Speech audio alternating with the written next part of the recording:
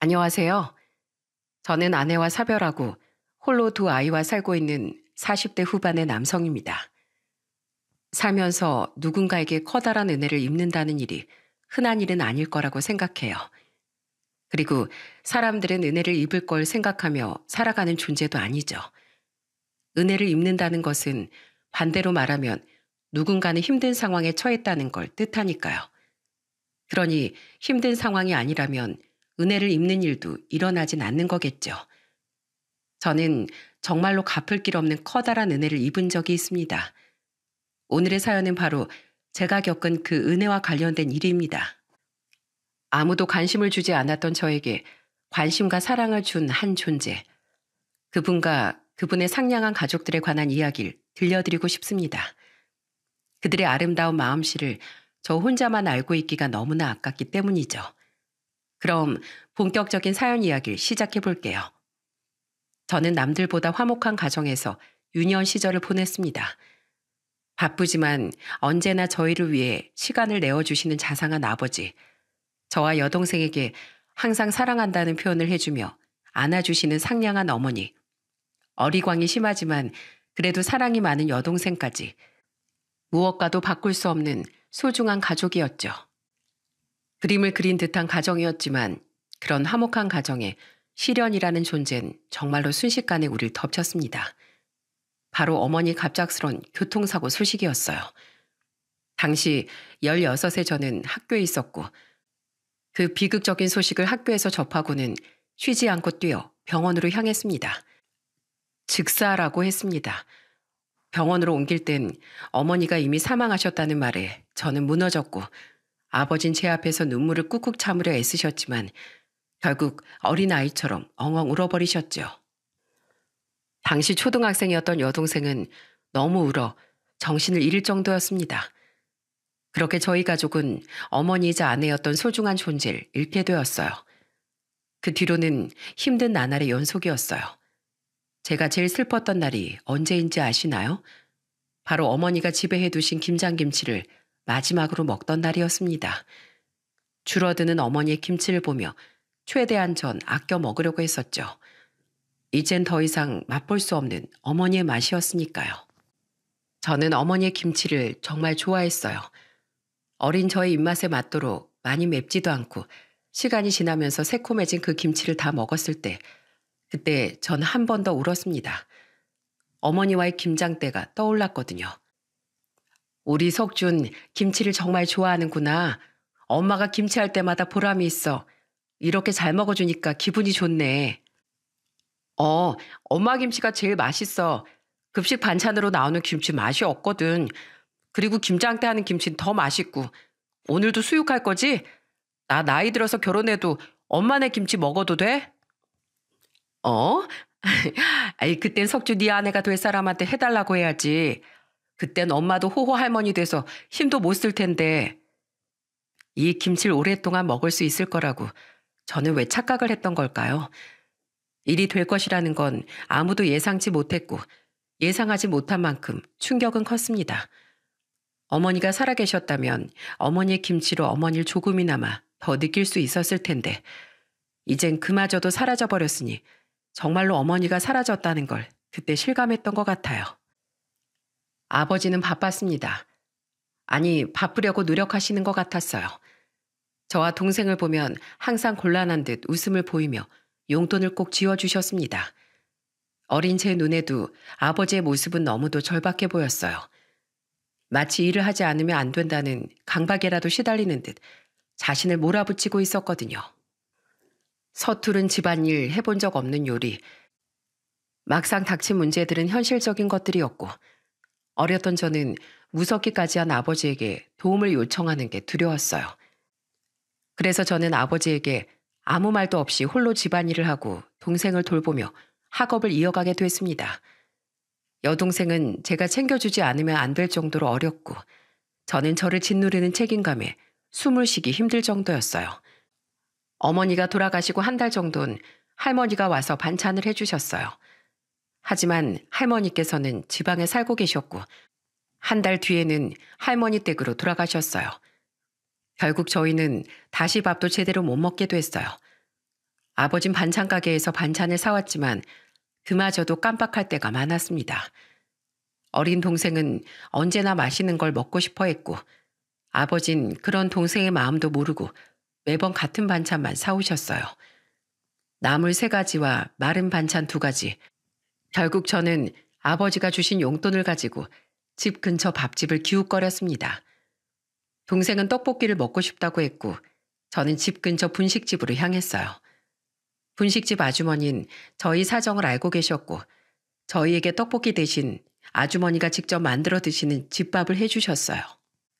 따뜻한 흰쌀밥에 먹음직스러운 빨간 김치, 그리고 구수한 된장찌개와 계란말이에 진미채 볶음까지 어디에서나 볼 수 있는 그 밥 반찬들이 얼마나 맛있던지요. 처음엔 소극적으로 밥술을 뜨던 저희들은 밥맛에 반해 서로 반찬을 뺏길세라 눈치 보며 열심히 밥을 먹었어요. 어머니가 돌아가시고 처음으로 어머니의 밥처럼 맛있는 밥을 먹으니 눈물이 핑 돌더라고요. 따뜻한 밥 먹고 싶으면 우리 집에 와서 먹어. 학생 어머니가 우리 집에서 떡볶이 많이 사갔어. 애들이 좋아한다고. 그러니까 입맛에 맞으면 자주 오렴. 고맙습니다. 그런데 저흰 돈이 많지 않아요. 매번 이렇게 먹는 건. 돈? 아휴, 그런 거 받는 거 아니야. 그리고 지금 먹는 것들은 아줌마가 먹으려고 놔둔 거라서 돈 안 내도 돼. 그리고 많이 힘들지? 혹시 아버지한테 묻기 힘든 일 있거나 곤란한 일 있으면 언제든지 아줌마 찾아와. 내가 해결해 줄 수 있는 거면 해결해 주고 안 되면 도움 될 수 있는 다른 사람도 찾아봐 줄 테니까. 아주머니는 왜 저희한테 이렇게 친절해요? 어? 난 이게 당연한 거라고 생각하는데 너희는 아직 어리잖니. 아이들은 원래 어른들 보살핌을 받는 법이야. 그러니까 괜히 미안하다고 사양하지 말고 힘든 일 있으면 찾아와. 알겠지? 그 말들이 그 당시 저에게 얼마나 큰 힘이 되었는지 모를 거예요. 게다가 그 말대로 아주머니는 둘째 딸과 나이가 똑같은 초등학생 동생을 자주 봐주셨어요. 제가 보겠다고 말씀드려도 아주머니는 괜찮다며 저에게 조금이라도 좋으니 친구들과 시간을 보내고 오라고 하셨죠. 제가 친구들과 거리가 멀어져 겉돌게 될까 걱정하신 것 같았습니다. 그 배려가 얼마나 고마웠던지 아침 저녁 동생을 돌보느라 힘든 제게도 숨통이 트이는 그런 순간이었어요. 한창 친구와 놀고 싶은 제가 동생 때문에 매번 포기해야 하는 일이 생길 때마다 제 안에선 반항심이 자라고 있었거든요. 그걸 눈치채신 것인지 아주머니는 제가 또래 친구들과 놀 수 있게끔 해주셨어요. 너무도 감사하게도 말입니다.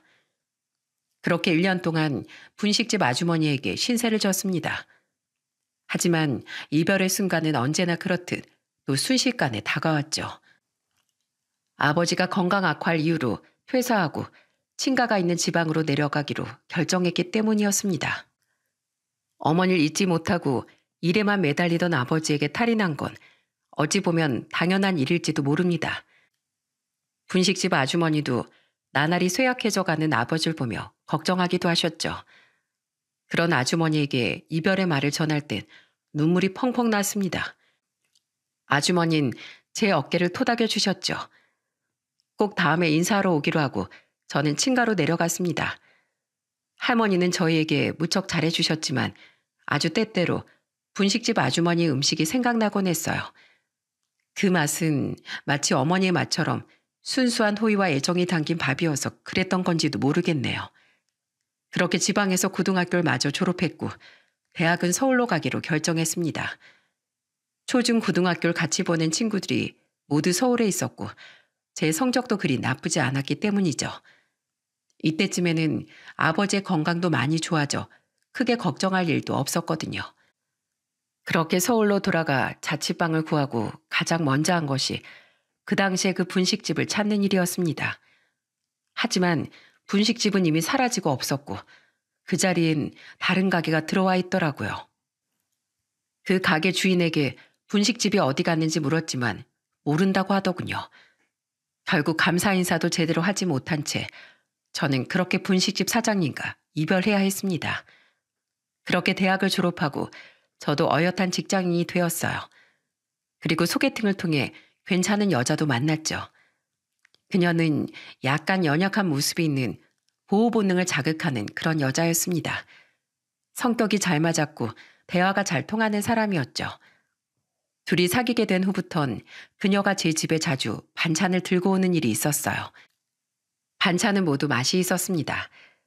제가 아는 서투른 음식들과는 전혀 다른 정말로 맛있는 요리였죠. 그리고 어느 날 엄마가 가져다 주려고 했다며 김장김치라며 김치를 한 통 들고 왔더라고요. 아무 생각 없이 김치를 열어 맛을 보는데 깜짝 놀랐습니다.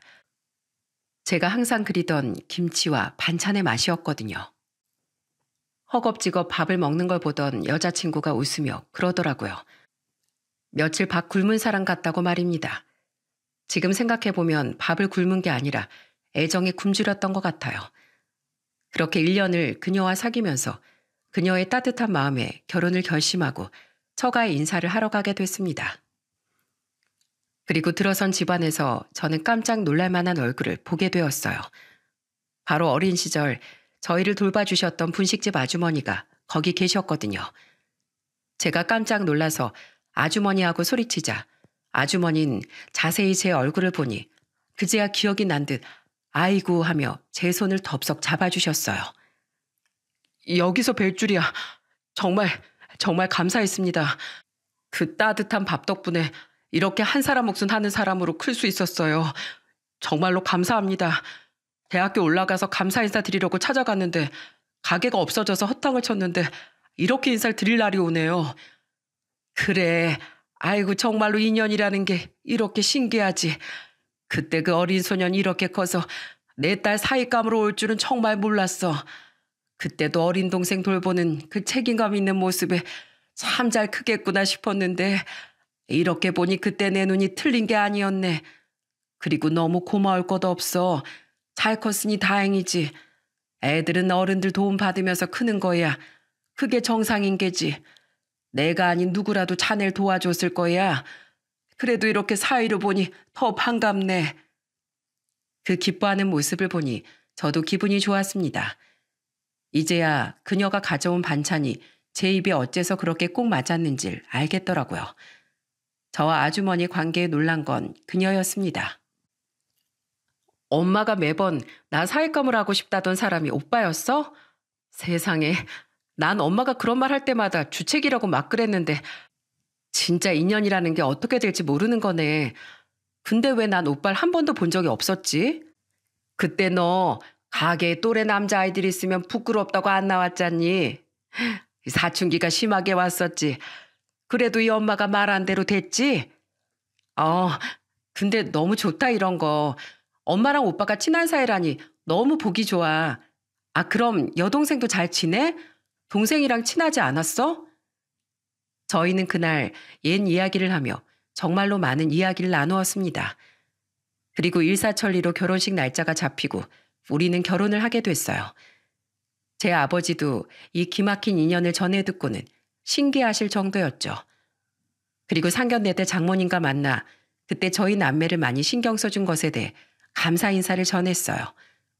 정말로 양가의 축복 속에서 저희는 결혼을 했습니다. 아내와의 결혼 생활은 정말로 충만하고 행복한 시간들 뿐이었어요. 딸과 아들 낳고 힘들게 아이를 키우면서도 아내 얼굴에 웃음이 사라진 날은 없었습니다. 그리고 저는 아내의 그 웃음을 지켜주는 것이야말로 제가 해야 할 일이라고 생각했죠. 육아휴직이라는 건 쓰지 못해도 아이들을 위해 저녁 시간을 할애하고 아내에게는 저녁 휴식 시간을 주고는 가끔씩 힘들어하기도 했지만 그럴 때마다 장모님이 오셔서 맛있는 보양식을 해주시곤 하셨습니다. 우리 김서방은 밥을 참 복스럽게도 잘 먹어. 그래서 내가 밥 해줄 맛이 나는 거야. 오늘은 삼계탕 해놓고 갈 테니 다음에 뭐 먹고 싶은지 슬쩍 말해줘. 바쁜 딸 대신에 내가 후다닥 만들어서 갖다 주고 갈게. 장모님, 감사합니다. 그리고 한 며칠만 있다 가시면 안 될까요? 우리 와이프 밥도 진짜 맛있는데 장모님 솜씨 따라가려면 아직 좀 멀었거든요. 오신 김에 조금만 더 계시면서 맛있는 밥 해주시고 아이들 재롱도 보고 가시면 좋을 것 같은데요. 아이고, 딸 집에 오래 있으면 못 써. 주책 바가지 장모가 될 수는 없지. 애들 재롱은 보고 싶긴 한데 그건 다음번에 우리 집 오면 볼 테니까 한번 들르게. 알겠지? 그러면서 항상 오시자마자 내려가기 일쑤였습니다. 그럴 때마다 저는 집에 모셔다 드리며 아내 몰래 봉투에 용돈을 넣어 가방에 몰래 넣어드리곤 했습니다. 나중에 발견하고 전화가 오시면 그렇게 일품 요리 먹었는데 살해를 안 하면 제가 너무 염치 없으니 꼭 받아달라고 부탁했죠. 그러면 장모님은 실없다는 듯 웃으시고는 그 돈으로 애들 장난감이나 옷을 사주시곤 했어요. 제가 장모님에게 잘하는 것만큼 아내는 제 아버지도 잘 챙겨주었습니다.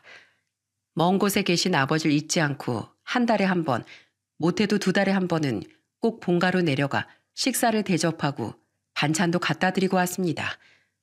그때는 할머니도 돌아가셔서 아버지뿐이시라 아버진 정말 좋아하셨어요. 특히 장모님표 김장김치는 아버지도 무척 좋아하셨죠. 처가댁의 김장에는 장모님과 아내, 처제, 셋이 모여서 엄청난 양의 김치를 만들었습니다. 처음에 김장하는 걸 봤을 땐 엄청난 양을 보고 깜짝 놀랐었죠. 그리고 그 해부터 매년 저는 처가댁에서 하는 김장에 꼭 참석했어요. 여자 셋이서 그 많은 양을 들었다 놨다 하는 게 한눈에 봐도 힘들어 보였으니 옆에 있으면서 다른 거 몰라도 힘쓰는 일은 제가 꼭 도와줄 수 있을 거라 생각했거든요. 그렇게 매년 참석하니 처음에는 괜찮다 하시던 장모님도 그 다음부터는 제가 오는 걸 반기셨습니다. 그리고 김치와 수육이 완성되면 집에 계신 아버님보다도 제 입에 먼저 김치와 수육을 넣어주셨어요. 그 맛이란 지금 떠올려도 입안에 군침이 돌 만큼 잊을 수 없는 맛이었죠. 그리고 장모님의 행동을 유심히 지켜보던 처제가 웃으면서 그러더군요.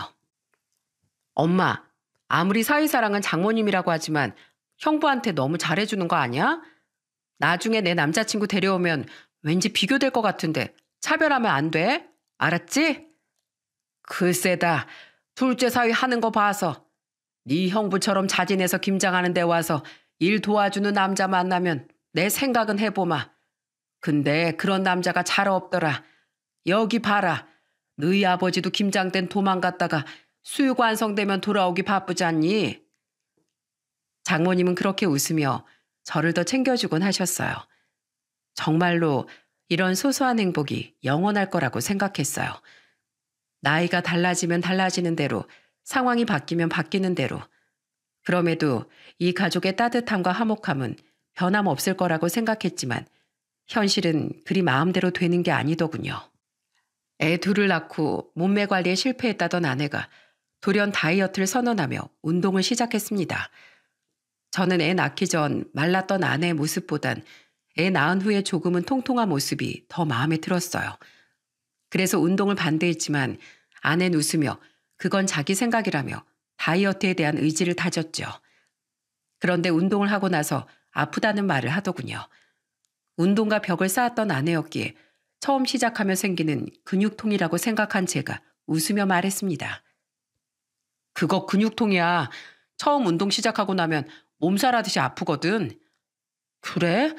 근데 생각보다 더 아프네. 뼈마디가 다 쑤시는 것 같아. 나도 늙었나.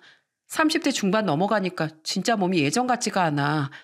그래서 운동을 시작한 건데 차라리 하지 말 걸 그랬나? 괜찮아. 운동 꾸준히 하면 금방 좋아져. 나도 그랬거든. 이왕 건강을 위해서 시작했는데 같이 열심히 해보자고. 그렇게 이야기했지만 아내의 통증은 쉽게 사라지지 않았습니다. 계속 아프다는 말에 우리가 비전문가라서 몸을 잘못 써서 그런 건 아닐까 하는 생각에 헬스장에 데리고 가기도 했습니다. 그런데도 아내의 통증은 사라지지 않았어요. 이제는 움직이지 않을 때도 통증을 호소하게 이르렀습니다. 무릎, 발목, 허벅지까지 하체가 아프다는 이야기에 이상함을 느끼고 큰 병원을 찾았을 땐 이미 늦은 상황이었죠. 아무것도 모르는 저도 모니터 화면에 올라온 아내의 뼈 사진이 이상하다는 건 한눈에 알 수 있었어요. 정상인 쪽의 뼈는 매끈한 뼈 모양의 흰색과 검은색 부분이 균일했어요. 그런데 아내가 항상 아프다던 환측의 뼈는 얼룩덜룩하게 색이 균일하지 못했습니다. 게다가 무릎 쪽 뼈는 이상한 모양으로 보이기까지 했어요. 고륙종암입니다. 진행이 좀 된 상태고 일단은 입원을 지금 하셔야 해요. 되도록 빠르게 치료에 들어가는 것이 좋습니다. 아내는 충격을 받았고 의사 선생님은 그런 아내와 장모님을 먼저 내보냈습니다. 그리고는 제게 말하더군요. 환자분 폐까지 전이가 돼서 치료가 시급합니다. 다리 쪽도 전체적으로 많이 퍼진 상태라 수술은 할 상황이 아니고 방사선 치료부터 해보도록 할 겁니다. 그런데 예후가 그리 좋지 않을 수도 있어요. 고륙종암은 재발이 잘 되는 편이라 치료를 하고서도 다른 곳에 나타날 수도 있으니까요. 그러니까 보호자분이 잘 지켜봐 주셔야 합니다. 그 말을 듣고 나오는데 저는 심장이 덜컹 떨어지는 기분이 들었습니다. 아내가 이렇게 될 때까지 참고만 있었다는 사실이, 아니 분명 아내가 아픈 것을 알았음에도 아무 일 없을 거라 넘겨짚은 제 스스로가 원망스러웠죠. 미나야, 왜 네가 그런 병에 걸려? 도대체 왜? 다 늙은 내가 아니라 왜 한창 좋을 때 네가 아픈 거야? 아니다, 이러지 말고 다른 병원에도 가보자. 아닐 수도 있어. 오진일 수도 있잖니. 그러니까 우리 다른 큰 병원 한 번만 더 갔다 오자. 엄마, 벌써 여기서도 몇 번이나 검사했어. 그리고 나 치료받을 거야. 내가 우리 가족을 놔두고 어딜 가. 나 안 죽어. 엄마, 아빠, 우리 남편, 아이들, 동생 놔두고 안 가. 그러니까 엄마도 너무 걱정하지 마. 나 치료 열심히 받으면서 낫는 거에 집중할게. 그러니까 너무 슬퍼하지 마. 밖에 나와보니 아내는 긍정적인 마음으로 치료를 시작하겠다고 장모님을 달래고 있더라고요. 그리고 두 아이들을 위해 힘내겠다고, 마음을 굳게 먹겠다고 제게 웃어 보였어요. 그 웃음을 받아들이는 저는 두려웠습니다. 그 미소가 마지막이 될까봐, 제가 아내를 잃게 될까봐 너무나 두려웠습니다. 무엇보다 그 미소 속에 숨겨진 아내의 두려움을 보았기에 더 절망스러웠어요. 그래도 아내의 치료 의지를 보며 좋은 생각을 하기로 했습니다. 진짜로 좋은 결과를 낳을 수도 있을 것이라는 희망도 가졌죠. 골육종암의 생존율이 생각보다 높다는 걸 한 가지 희망으로 여기기로 했습니다. 아내도 처음엔 씩씩하게 병마와 싸우고 있었습니다. 치료에 적극적으로 임하며 어떤 치료를 받았고 어땠는지 메모도 남기면서 말입니다. 병실에서 지내는 시간이 많으니 이것저것 글도 많이 썼습니다. 하지만 그 병은 끈질기게도 아내를 괴롭혔어요. 제거하면 또 생기고 없애면 다른 곳에서 고개를 내밀며 병원을 떠나지 못하도록 만들었죠. 그리고 두려움은 치료가 진행되면 될수록 더 커져갔어요. 힘낼 수 있다는 아내의 말과는 다르게 의사 입에선 안 좋은 말만 흘러나왔습니다. 아내는 듣지 못하고 제게만 속삭이는 그 시한부의 말들이 저를 철벽으로 내몰고 있는 기분이 들었죠. 제가 가장 힘들었던 순간은 아내의 약한 소리를 들었을 때였어요. 몇 번째 치료였는지 기억은 나지 않지만 아내가 병실로 돌아오는 길에 제게 이렇게 물어온 적이 있었어요. 여보, 나 무서워. 나 진짜로 죽을까 봐. 당신이랑 우리 애들 두고 죽어버릴까 봐 무서워. 나 어떡해? 나 진짜 이대로 죽는 건 아니겠지? 그런 소리 하지 마. 치료 여러 번 받으면서 당신 몸이 약해져서 그런 걸 거야. 당신이 왜 우릴 놔두고 죽어? 아니야. 절대 그럴 일 없어. 내가 어떻게든 해볼게. 그러니까 제발 울지 마. 확신을 주는 그 어떤 말도 해주질 못했어요. 제 욕심만 차리며 어떤 치료든 신약이든 다 써보자고 말해볼 수도 있었을 겁니다. 하지만 그렇게 되지 않을 걸 저는 미리 알고 있었어요. 이미 제게 몇 번이고 의사에게 애원했거든요. 우리 안에 뭐든 좋으니 살릴 수 있는 가능성이 조금이라도 있으면 제발 이야기 좀 해달라고요. 울면서 그렇게 의사에게 애원하고 부탁했지만 돌아온 건 통증을 줄이는 약을 조금만 더 써보자는 내용이었죠. 아내가 치료에 힘쓰면 쓸수록 이 사실을 알리지 못했다는 죄책감과 아내의 마지막이 오늘은 아닐까 하는 두려움에 힘들어지기만 했습니다. 게다가 막대한 병원비 때문에 일을 쉬지도 못했던 전 어린 두 아이들을 보살피는 것마저도 버거웠습니다. 그제서야 어머니가 돌아가시니 후에 아버지가 왜 그렇게 힘들었는지 실제로 이해하게 되었어요. 평소엔 잘만 돌아가던 잔머리도 돌아가지 않고 저는 그냥 멈춰 있었죠. 그때 장모님이 저희 집에 와서 제게 이렇게 말씀하셨어요. 김서방, 내가 애들을 돌봐주겠네. 그러니까 자넨 자네 일이랑 미나한테만 신경 써. 장모님도 퇴행성 관절염으로 걷기도 힘드시잖아요. 애들 돌보는 거 힘들어서 안 돼요. 제가 그냥 애들까지 잘 볼게요. 관절염은 약만 잘 먹으면 덜 아파. 그리고 애들이 깐난쟁이도 아니지 않은가. 내가 잘 돌볼 테니 자넨 자네 몸도 좀 추스르고 해. 내가 전에도 말했듯이 아이들은 어른들의 보살핌으로 크는 거지. 난 자네가 내 딸을 포기하지 않는 것만으로도 그저 고마운 마음뿐이야. 자네도 힘들 텐데 이렇게 미나 병간호하는 걸 내가 보고 있으니 안쓰러워서 그래. 아이들은 걱정하지 말게. 그 말에 저는 고개를 숙일 수밖에 없었습니다. 은혜를 갚을 일만 남았을 줄 알았는데 이렇게 또 은혜를 잊게 될 거라곤 생각 못했으니까요. 그래도 그렇게 장모님께 아이들을 맡기고 나니 그래도 제가 행동하기가 더 편해졌습니다. 저는 낮에는 일을 하고 밤에는 아내의 간병을 했어요. 하지만 아내의 몸에 걷잡을 수 없이 퍼진 암은 잡히지 않은 채 결국 전이의 전이를 거듭하며 아내는 그만 하늘로 떠나고야 말았습니다. 그리고 아내의 사망을 알리는 의사의 말에 저는 장모님의 얼굴을 뵐 수가 없었죠. 슬프기도 한없이 슬펐지만 모든 게 제 탓인 것만 같아 장모님에게 얼굴을 들 수가 없었어요.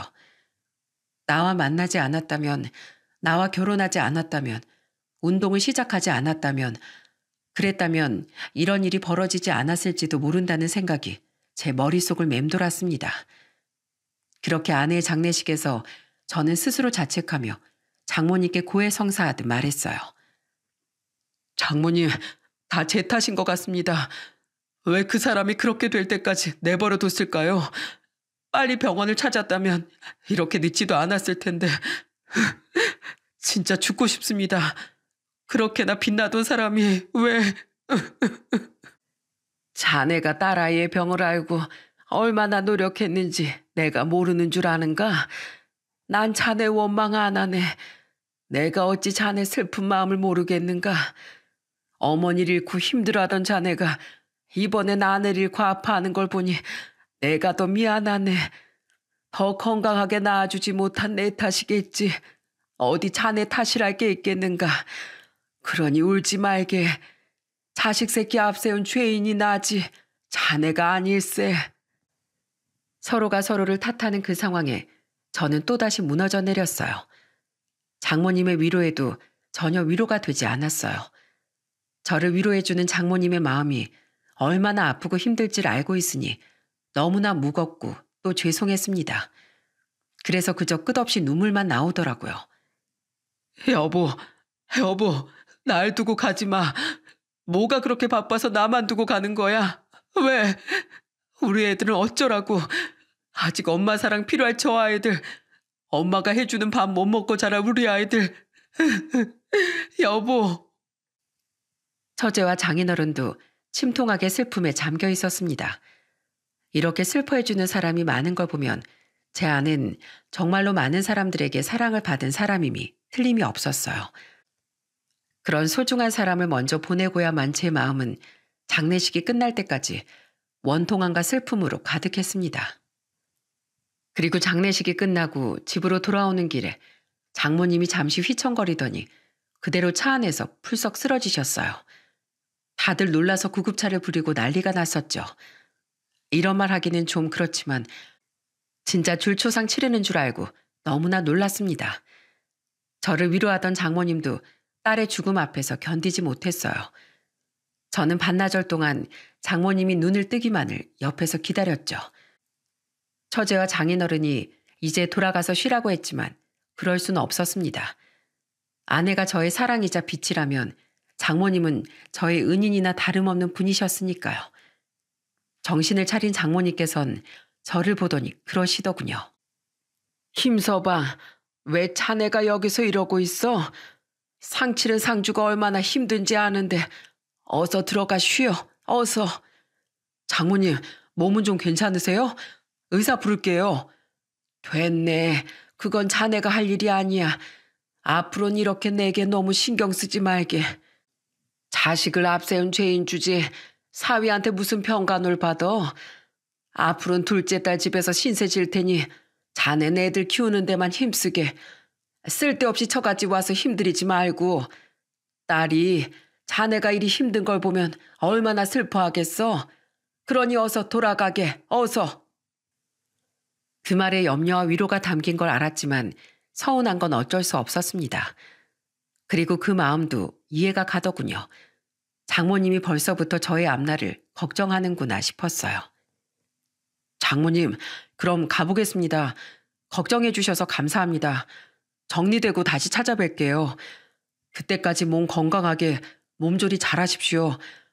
언제라도 제가 필요하면 부르세요. 제가 장모님 든든한 첫째 사위 아닙니까? 그렇죠? 제 말에도 장모님은 고개를 돌리고 절 쳐다보지 않으셨어요. 그래도 괜찮다고 생각했어요. 병실에서 나오니 처제가 그러더군요. 엄마 저러시는 거 다 형부 걱정해서 그런 거예요. 당분간 저희 집에서 모실 거니까 그렇게 알고 계세요.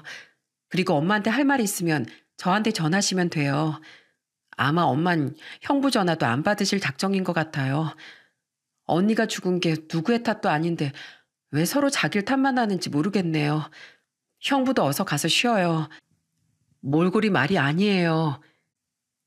처제의 위로의 말을 들으며 저는 집으로 돌아왔습니다.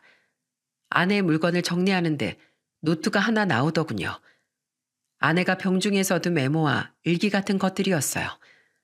그걸 펼쳐보기까지 시간이 많이 필요했습니다. 큰맘 먹고 읽기 시작하는데 그 안에는 아내의 그간의 아픔과 슬픔, 분노와 체념이 고스란히 들어있었죠. 병에 걸리고 나서 놀랐던 일과 아이들을 위해 힘내겠다는 다짐, 치료를 받을수록 힘이 든다는 고백과 이제는 그만하고 싶다는 문장까지. 그 글에 저는 오열했습니다. 아내가 어떤 심정으로 치료를 받았는지 알고 나니 저의 슬픔 따윈 어리광처럼 느껴졌어요. 그럼에도 언제나 글 끝에는 저와 아이들, 가족에 대한 절절한 사랑으로 마무리되어 있었습니다. 그렇게 전 아내를 보내주느라 생각보다 긴 시간을 할애하고 있었어요. 그러면서 그 뒤로 장모님과 연락은 되지 않았습니다. 처음엔 시간이 지나면 다시 연락을 받아줄 거라 생각했는데 정말 무슨 작정을 하셨는지 연락을 아예 받아주지 않으셨어요. 그래도 매년 김장을 하고 난 뒤 1월이면 김장김치를 보내주셨습니다. 처제의 집 주소로요. 첫 해 그 김치를 받고 서글픈 마음이 들더라고요. 제가 도와드리지 않아도 김치가 만들어졌다는 사실에 너무나 허전한 기분이 들었거든요. 마치 연락은 받지 않겠으니 이것만으로 만족하라는 듯한 김치가 못내 야속하기까지 했습니다. 그리고 아내가 죽은 지 9년의 시간 동안 장모님은 한 해도 빠짐없이 김치를 보내주셨어요. 여전히 저를 기억하고 계신다는 생각으로 기쁘기도 했지만 저와의 연락은 계속 피하고 계시니 원망스럽기도 했습니다. 게다가 무엇보다 연락도 안 되는 처가의 김치만 받고 있으니 죄송한 마음도 들고 염치 없는 짓이 아닌가 하는 생각도 들었죠. 그렇게 9번째 김장김치가 저희 집에 도착했을 때 저는 연락조차 하지 않은 채 김치만 보내는 상황에 마음도 상했고 또 걱정도 되는 마음에 처제에게 전화를 걸었어요. 아, 형부, 오랜만이네요. 웬일이세요? 아, 김치 잘 받았다고 전화했어. 그리고 장모님, 여전히 내 연락은 안 받는 것 같아서 처제한테 뭐 좀 물어보려고 전화했어. 혹시 장모님 연락처 가르쳐 줄 수 없어? 갑자기 엄마 연락처는 왜요? 여태까지 잘 지내셨잖아요. 아, 혹시 새로운 분이 생기셨으면 그냥 엄마한테 이야기 안 해도. 처제는 무척 당황한 목소리였어요. 갑자기 연락이 없다가 연락한 제게 놀랐을 법도 하죠. 이때까지 연락을 참은 건 장모님의 마음을 이해하기 때문이었으니까요. 그렇지만 언제까지고 이렇게 살 수는 없는 노릇이었습니다. 저희는 가족이었고 이렇게 아내가 사라졌다고 사라질 인연도 아니라는 걸 모두가 잘 알고 있었으니까요. 그런 거 아니야. 정말로 감사 인사 드리고 싶어서 그래. 처제는 혹시 알고 있어? 장모님이 내 연락 안 받는 이유.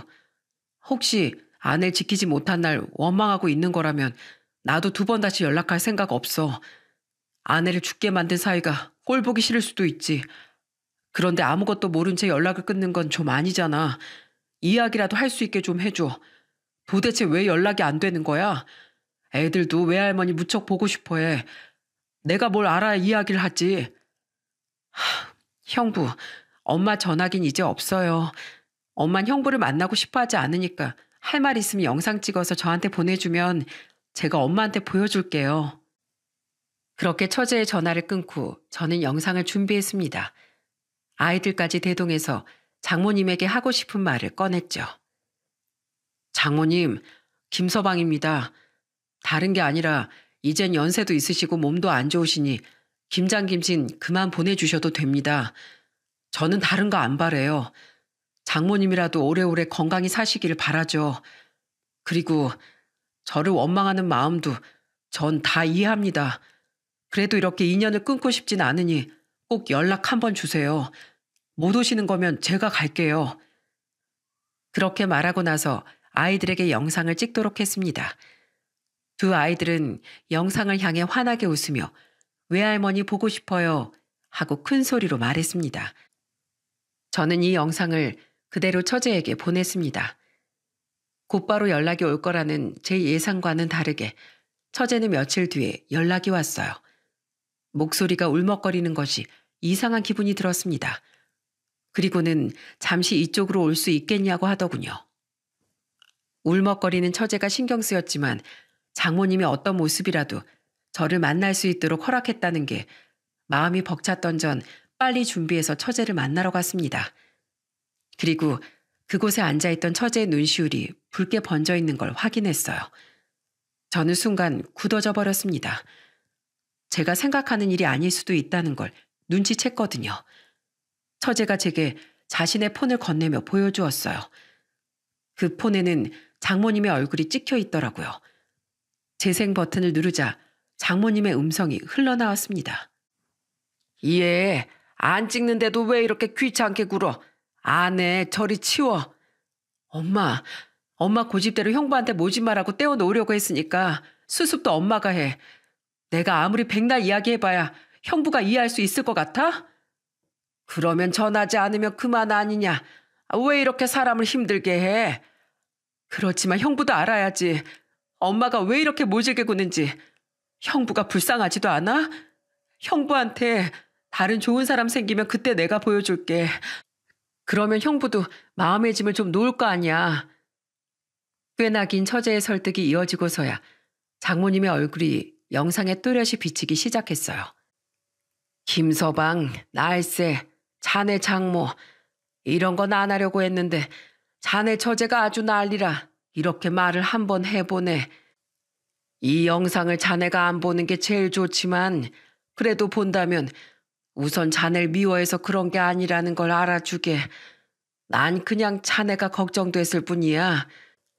자네 아버지가 자네 어머니를 잃고 어떤 시간을 보냈는지 옆에서 지켜봤으니 말이지. 난 자네가 혼자 있을 것이 두려워. 조금이라도 빨리 다른 사람을 찾아 떠나지 않으면 딸아이의 죽음은 자네를 짓누르는 또 다른 돌이 되겠지. 그때 내가 자네를 처음 만났을 때처럼. 그래서 우리 가족이란 존재가 자네의 발목을 잡을까 봐 걱정했네. 그래서 모질게 대한 것이야. 그러니까 꼭 좋은 사람 만나서 다시 행복한 가정을 이루도록 노력하시게나. 간 사람은 갔지만 산 사람은 또 살아야 하지 않은가. 그러니 너무 슬퍼하지 말라는 이야기네. 거기까지 말하고 나서 장모님은 영상을 끄려고 했고 처제가 다시 그걸 막았습니다. 김치 이야기 해줘야지. 그거 나중에 형부가 물으면 나도 답할 게 있어야 하잖아. 그래, 김치. 자네가 알게 될진 모르겠지만 얼마 전부터 내가 기력이 좋지 않어. 병원 신세를 지게 됐네. 그래서 우리 둘째한테 김장 방법을 다 알려줬어. 미나가 죽기 전에 자네 걱정을 얼마나 했는지 모를 거야. 엄마 김치 없으면 밥 못 먹는 사람이라고 김장 김치만으로도 매년 보내달라는 말에 내 억장이 무너져서 네가 해주면 되지 하고 말했건만 결국엔 내가 이리 해주게 되었네. 혹시라도 내가 자네를 원망할 거란 생각은 하지도 말게. 난 자네의 힘든 날을 다 보았던 사람이야. 자네가 얼마나 우리 딸을 사랑하는지, 우리에게 진심으로 대해주었는지 모를 수가 없지. 내가 자네 얼굴 보고 말하고 싶었는데 자네 얼굴을 보면 또 미나 생각에 붙잡을 것만 같아서 내 말도 못하고 이러고 있네. 우리 사위 고맙고 사랑하네. 우리 딸을 행복하게 해줘서 너무 고마워. 그 영상을 보며 저는 눈물이 핑 도는 걸 겨우 참았습니다. 장모님의 진심을 알게 돼서 너무나 기뻤고 장모님이 얼마나 절 아끼는지 알게 되어 고마웠습니다. 저는 처제에게 말했어요. 처제, 장모님 지금 어디 계셔? 내가 가서 직접 뵙고 말씀 좀 드려야겠어. 그 말에 처제의 입술이 삐죽거리더니 눈시울이 다시 붉어지더군요. 그리고는 처제의 입에서 믿을 수 없는 말이 흘러나왔습니다. 형부, 엄마 3년 전에 돌아가셨어요. 뭐? 그럼 김치는 처제가 보낸 거야?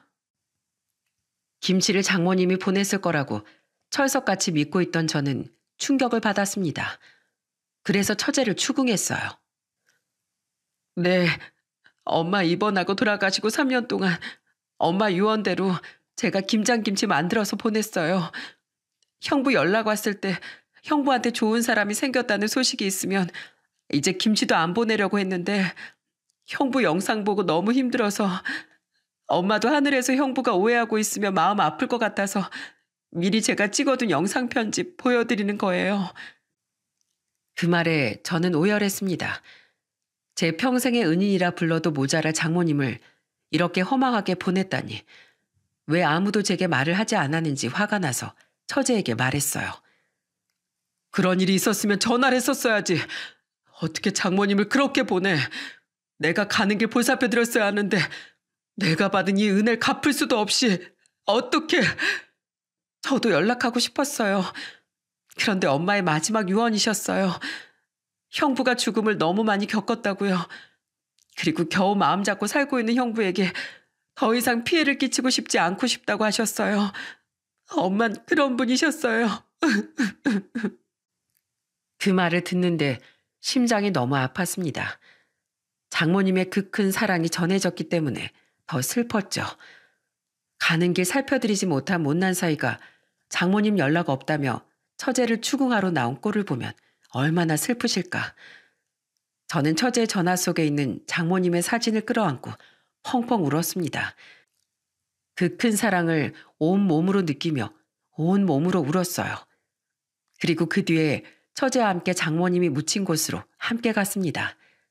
장모님은 자신을 납골당에 모셔달라고 했다고 해요. 납골당에 갔더니 그 안에 사진이 같이 들어가 있더라고요. 장모님이 자기 죽으면 함께 넣어달라고 했던 사진이었다고 하더군요. 그 사진 속에는 장모님과 아내와 처제, 그리고 제가 김치를 들고 환하게 웃는 모습이 찍혀 있었어요.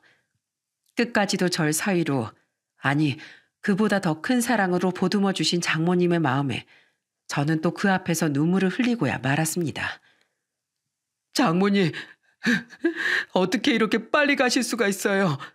제가 아직 이렇게 아무것도 해드리지도 못했는데 어떻게 조금만 더 늦게 가시지. 제 얼굴이라도 보고 가시지. 이 사진이 아니라 절 직접 보고 가셨어야죠. 모든 사실을 알게 된 전 장모님의 유언에 따르지 않았습니다. 죄송하다고 생각하고 있지만 나중에 만나서 죄송하다는 말씀을 드릴지언정 지금 제가 해야 할 일은 해야 한다고 생각했으니까요. 저는 다시 처제의 식구들과 교류를 시작했어요. 그리고 김장철에는 아이들을 데리고 처제 집에 가서 김장김치를 담고 있어요.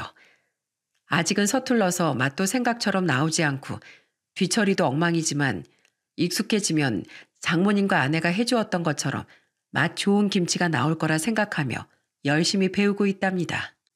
처제가 혼자서 하겠다는 걸 저도 매년 얻어먹으니 일하는 게 당연하단 이유로 열심히 참석하고 있죠. 처제도 3년 동안 혼자 하면서 사실은 많이 힘들었다고 하니 이제는 제가 도와주고 김치도 많이 얻어올 생각입니다.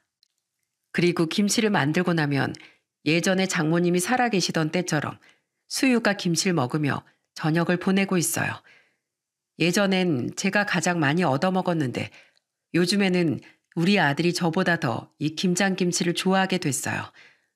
제 입맛을 닮은 건지 아니면 처가댁의 입맛을 닮은 건지 모르겠습니다만 우리 아들을 위해서라도 열심히 김치 만드는 법을 익히고 있습니다.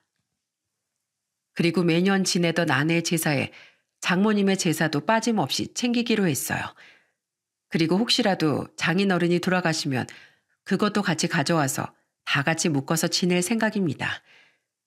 처가댁엔 딸만 둘이라 제사를 지내기 힘들어서 맡겨뒀다고 하길래 제가 가져오기로 했어요. 가는 길 보살펴 드리지 못한 못난 사이가 제사라도 번듯이 지내줘야 할 것 같았거든요. 그리고 제가 받은 은혜를 어떤 식으로든 보답하고 싶은 마음이 컸습니다. 어린 시절 제게 관심과 애정을 베풀어준 장모님과 온 힘을 다해 저를 사랑해준 아내에게 이제 보답할 방법이 남지 않았음이 너무 아쉽네요. 살아있을 때 더 잘해줬어야 했는데 왜 잃고 나면 언제나 후회가 되는지 모르겠습니다. 처제는 여전히 절 설득하려고 노력 중이에요. 매번 새로운 여자를 만나라며 좋은 사람 만나서 애들한테 엄마를 만들어주라고 해요. 하지만 제겐 아내도 하나뿐이고 장모님도 하나뿐입니다. 그리고 그 깊은 사랑과 헌신을 겪었는데 다른 사람이 마음에 들어올 리가 있나요? 제게는 최고의 아내와 최고의 장모님이 이미 제 마음속에 존재하고 있으니까요. 은혜를 베풀어주는 건 더 많은 행복을 가져온다는 말이 있습니다. 분명히 저희 장모님은 아마 제게 은혜를 베풀었다는 생각조차 못하셨을 겁니다. 그분에게 그 행위는 그저 마음속에서 우러난 당연한 일이었을 뿐이겠죠. 하지만 그로 인해 저는 자포자기로 살지 않았고 한 사람분의 어엿한 사내가 되었습니다. 그리고 장모님 덕분에 아내와 행복한 삶을 살 수 있었죠. 아마 제가 누리고 있는 이 행복은 장모님이 베풀어 주신 은혜 때문이 아닐까 하는 생각을 하게 됩니다. 만약 장모님이 살아계셨다면 여쭙고 싶은 것이 하나 있어요. 장모님, 제게 베푸신 은혜 덕분에 저는 이렇게 행복해졌는데 장모님은 저와 아내로 인해 행복해지셨나요? 이제는 더 이상 답을 들을 수도 없지만 장모님께서 납골당에 넣어달라고 했던 사진을 보면 장모님도 저희와의 시간을 행복하게 생각하셨던 것 같아 마음이 조금은 편해집니다. 여러분, 시작이 있다면 끝이 있는 것이 당연하듯 계절이 변하는 것이 당연하듯 사람은 언젠가 헤어짐을 겪게 되어 있어요. 그 헤어짐의 순간에 후회하는 사람이 되지 않으려면 최선을 다해 상대방을 아껴주고 사랑해주세요. 제 긴 글 읽어주셔서 정말 감사합니다. 모두 행복하세요.